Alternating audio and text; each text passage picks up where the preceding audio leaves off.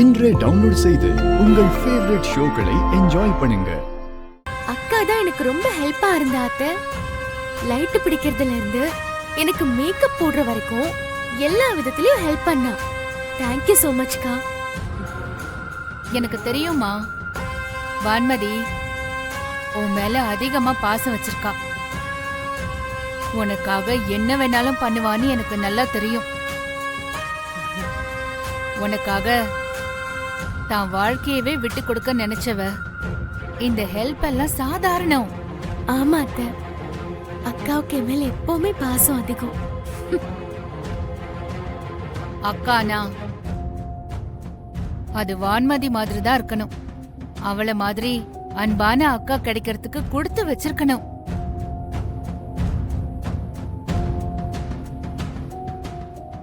வெண்ணிலா, ஆ என்னங்க? வெண்ணிலா வா, என் கூட கொஞ்சம் பேசணும்.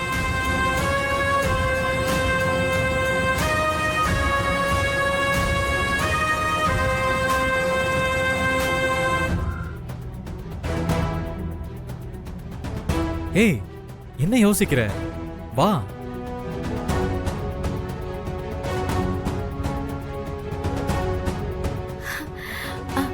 வா.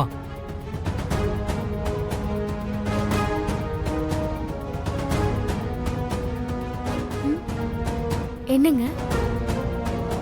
நான் இன்னைக்கு ரொம்ப சந்தோஷமா இருக்கேன். அதுக்கு நீ ஒரு காரணம் தான். என்னங்க? என்ன நடந்துச்சு?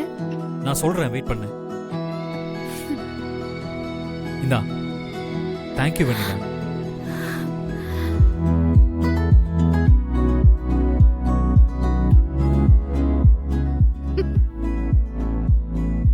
எதுக்குங்க இந்த சாக்லேட்? உன்னை மாடலா போட்டோ ஷூட் பண்ணல, அத சோஷியல் மீடியால அப்லோட் பண்ண கொஞ்ச நேரத்துல நம்ம Dress எல்லாமே சேல்ஸ் ஆயிடுச்சு. என்னங்க சொல்றீங்க? ஆமா வெண்ணிலா, இத நான் சத்தியமா எக்ஸ்பெக்ட் பண்ணவே இல்ல. இவ்ளோ ஸ்பீடா பிசினஸ் ஆனத என்னால நம்பவே முடியல. இதுக்கு நீயும் ஒரு காரணம்.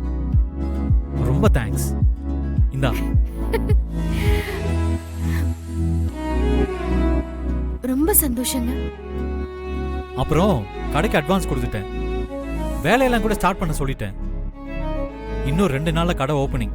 மறக்காம வந்துடு. ஏய், என்ன ஹாப்பி நியூஸ் சொல்ற? நீ எதையோ யோசிச்சுட்டு இருக்க? அத்தை கிட்ட சொல்லலையா?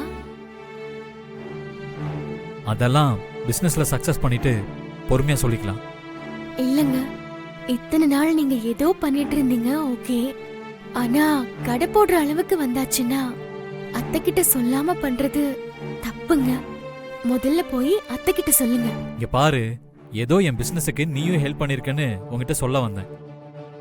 அதுக்காக அதை அட்வான்டேஜா எடுத்துக்கிட்டு நான் என்ன பண்ணணும் பண்ணக்கூடாதுன்னு நீ எனக்கு சொல்லாத.